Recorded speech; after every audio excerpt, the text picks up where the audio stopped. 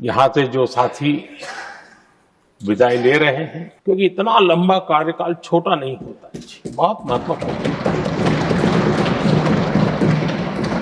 हमारे उपसभापति जी हरिवंश जी विदाई ले रहे हैं। देश के प्रति संवेदनाएं पैदा करने का वो निरंतर काम भारत के हर कोने में जाकर ಸಂಸತ್ತಿನ ಮೇಲ್ಮನೆಯಾದ ರಾಜ್ಯಸಭೆಯಿಂದ ನಿವೃತ್ತಿಯಾಗ್ತಾ ಇರೋ 37 ಸದಸ್ಯರಿಗೆ ಪ್ರಧಾನಿ ನರೇಂದ್ರ ಮೋದಿ ಬುಧವಾರ ವಿದಾಯ ತಿಳಿಸಿದ್ದಾರೆ. ಸಂಸದೀಯ ಸಂಪ್ರದಾಯಗಳು, ಪ್ರಜಾಪ್ರಭುತ್ವದ ಮೌಲ್ಯಗಳನ್ನು ಗಟ್ಟಿಗೊಳಿಸುವಲ್ಲಿ ಹಿರಿಯ ಸದಸ್ಯರ ಪಾತ್ರ ಅನನ್ಯವಾದ್ದು ಅಂತ ಹೊಗಳಿದ್ದಾರೆ. ಸಂಸತ್ತನ್ನ ಮುಕ್ತ ವಿಶ್ವವಿದ್ಯಾಲಯ ಅಂತ ಕೂಡ ಕರೆದ್ರು. ಹಾಗೆ ಇಂದು ನಿವೃತ್ತರಾಗ್ತಾ ಇರೋ ಸದಸ್ಯರು ರಾಷ್ಟ್ರೀಯ ಜೀವನಕ್ಕೆ ಕೊಡುಗೆ ನೀಡೋದನ್ನ ಮುಂದುವರಿಸಬೇಕು ಅಂತ ಹೇಳಿದ್ರು.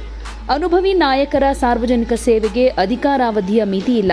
ಸಂಸತ್ತಿನ ಮೇಲ್ಮನೆ ಒಂದು ನಿರಂತರ ಸಂಸ್ಥೆಯಾಗಿದ್ದು ಇಲ್ಲಿನ ಅನುಭವ ಮತ್ತು ಬುದ್ಧಿವಂತಿಕೆ ದೇಶಕ್ಕೆ ದಾರಿದೀಪ ಅಂತಾನು ಹೇಳಿದ್ರು. ಮೋದಿ ಅವರು ಮಾತನಾಡ್ತಾ ಎಚ್.ಡಿ. ದೇವೇಗೌಡ, ಮಲ್ಲಿಕಾರ್ಜುನ ಖರ್ಗೆ, ಶರದ್ ಪವಾರ್ ಅವರ ಹೆಸರನ್ನ ಉಲ್ಲೇಖ ಮಾಡಿ ಅವರೆಲ್ಲ ಸಂಸದೀಯ ಸೇವೆಗೆ ಕೊಟ್ಟಿರೋ ಜೀವಮಾನದ ಕೊಡುಗೆಯನ್ನ ಸ್ಮರಿಸಿದ್ರು. ಈ ಎಲ್ಲಾ ಹಿರಿಯ ನಾಯಕರು ತಮ್ಮ ಜೀವನದ ಬಹುದೊಡ್ಡ ಭಾಗವನ್ನ ದೇಶದ ಸೇವೆಗೆ ಮುಡಿಪಾಗಿಟ್ಟಿದ್ದಾರೆ. ಇಷ್ಟೊಂದು ದೀರ್ಘ ಅನುಭವ ಇದ್ರೂ ಇಂದಿಗೂ ಅವರು ಸದನಕ್ಕೆ ತೋರೋ ಸಮರ್ಪಣಾ ಭಾವ ಶ್ಲಾಘನೀಯ. ಪ್ರತಿಯೊಬ್ಬ ಹೊಸ ಸಂಸದನು ಇವರಿಂದ ಕಲಿಯಬೇಕಾದ್ದು ಸಾಕಷ್ಟಿದೆ ಅಂತ ಹೇಳಿದ್ರು. ಸದನ ಒಂದು ಕಾಲದಲ್ಲಿ ಉತ್ಸಾಹಭರಿತ ಹಾಸ್ಯ ಮತ್ತು ವಿಡಂಬನೆಗೆ ಹೆಸರುವಾಸಿಯಾಗಿತ್ತು. ಆದರೆ ಈಗ ಅಂತಹ ಕ್ಷಣಗಳು ಕಮ್ಮಿ ಆಗ್ತಾ ಇದೆ ಅಂತಾನು ಹೇಳಿದ್ರು. ಸದನದಲ್ಲಿ ವೈಚಾರಿಕ ಭಿನ್ನಾಭಿಪ್ರಾಯಗಳು ಸಹಜ, ಆದರೆ ವಿದಾಯದಂತಹ ಕ್ಷಣದಲ್ಲಿ ಪರಸ್ಪರ ಗೌರವದ ಭಾವನೆ ಪಕ್ಷಗಳ ರೇಖೆಗಳನ್ನ ಮೀರಿ ನಿಲ್ಲುತ್ತೆ. ಕಿರಿಯ ಸದಸ್ಯರು ಹಿರಿಯರ ಹಾದಿಯನ್ನ ಅನುಸರಿಸಿ ದೇಶದ ಪ್ರಜಾಪ್ರಭುತ್ವವನ್ನ ಇನ್ನಷ್ಟು ಬಲಪಡಿಸಬೇಕು ಅಂತ ಕರೆ ನೀಡಿದ್ರು. ಹಾಗೇನೆ ರಾಜಕೀಯದಲ್ಲಿ ಪೂರ್ಣ ವಿರಾಮ ಅನ್ನೋದೇ ಇಲ್ಲ. ಸದನ ಎಲ್ಲಾ ಸದಸ್ಯರಿಂದ ಅರ್ಥಪೂರ್ಣ ಚರ್ಚೆಗಳು ಹಾಗೆ ಕೊಡುಗೆಗಳಿಗೆ ಸಾಕ್ಷಿಯಾಗುತ್ತೆ. ಹಾಗೆ ಆಹ್ಲಾದಕರ ಮತ್ತು ಕಷ್ಟಕರ ಕ್ಷಣಗಳನ್ನು ಕೂಡ ಹೊಂದಿದೆ. ದಾರಿಯುದ್ದಕ್ಕೂ ಕೆಲವು ಕಹಿ ಮತ್ತು ಸಿಹಿ ಅನುಭವಗಳು ಕೂಡ ಇದೆ. ಇಷ್ಟಾದ್ರೂ ವಿದಾಯದ ಸಂದರ್ಭ ಬಂದಾಗ ನಾವು ಪಕ್ಷದ ರೇಖೆಗಳನ್ನ ಮೀರಿ ಮೇಲೇರೋದು ಸಹಜ. ಹಾಗೆ ನಮ್ಮೆಲ್ಲರ ನಡುವೆ ಒಂದು ಸಾಮಾನ್ಯ ಭಾವನೆ ಹೊರಹೊಮ್ಮುತ್ತೆ ಅಂತಾನು ಹೇಳಿದ್ರು. ಹಾಗೇನೆ ಪ್ರತಿ 2 ವರ್ಷಗಳಿಗೊಮ್ಮೆ ಈ ಸದನದಲ್ಲಿ ಭಾವನಾತ್ಮಕ ಕ್ಷಣಗಳಲ್ಲಿ ನಮ್ಮನ್ನ ಮುಳುಗಿಸೋ ಸಂದರ್ಭ ಇದು ಅಂತಾನು ಹೇಳಿದ್ರು. एक ऐसा अवसर है जो हमें इस सदन में हर 2 वर्ष के बाद कुछ भावुक पलों में डुबो देता है. इस विशेष अवसर पर आपने मुझे अपनी भावनाएं प्रकट करने के लिए जो अवसर दिया, इसके लिए मैं आपका बहुत बहुत आभारी हूं. आदरणीय सभापति जी, सदन के अंदर अनेक विषयों पर चर्चाएं होती हैं. हर किसी का बहुत ही महत्वपूर्ण योगदान होता है. कुछ खट्टे मीठे अनुभव भी रहते हैं. लेकिन आज जब ऐसा अवसर आता है तो स्वाभाविक रूप से दलगत भावना से ऊपर उठ करके हम सबके भीतर एक समान भाव प्रकट होता है. यार, ये हमारे साथी अब किसी और विशेष काम के लिए आगे बढ़ रहे हैं. यहां से जो साथी विदाई ले रहे हैं, कुछ फिर से आने के लिए विदाई ले रहे हैं और कुछ विदाई के बाद यहां का अनुभव लेकर के समाज जीवन में कुछ न कुछ विशेष योगदान के लिए जा रहे हैं. जो जा रहे हैं लेकिन आने वाले नहीं हैं, उनको भी मैं कहना चाहूंगा कि राजनीति में कोई फुल स्टॉप नहीं होता है.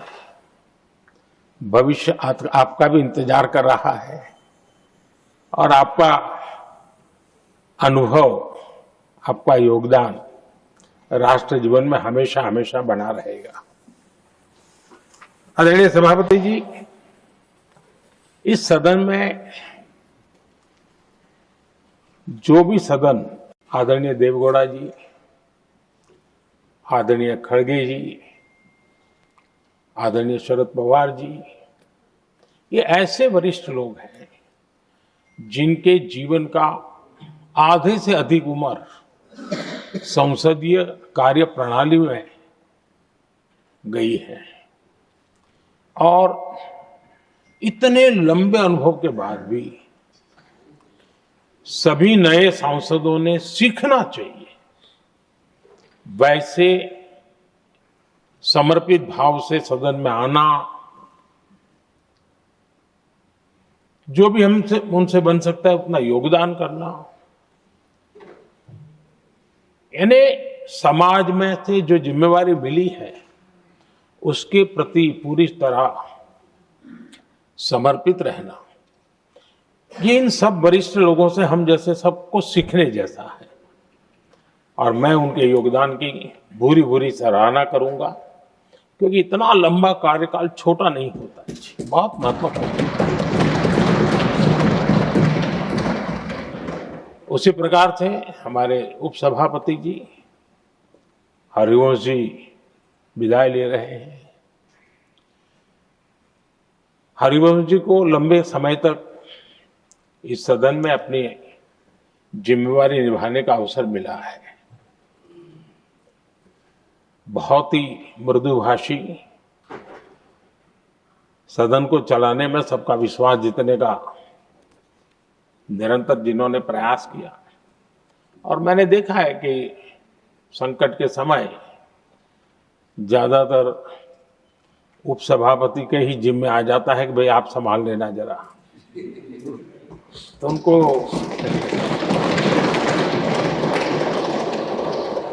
एक लंबा एक्सपीरियंस होता है, सबको जान भी लेते हैं, भली बात ही जान लेते हैं, लेकिन उनका भी योगदान।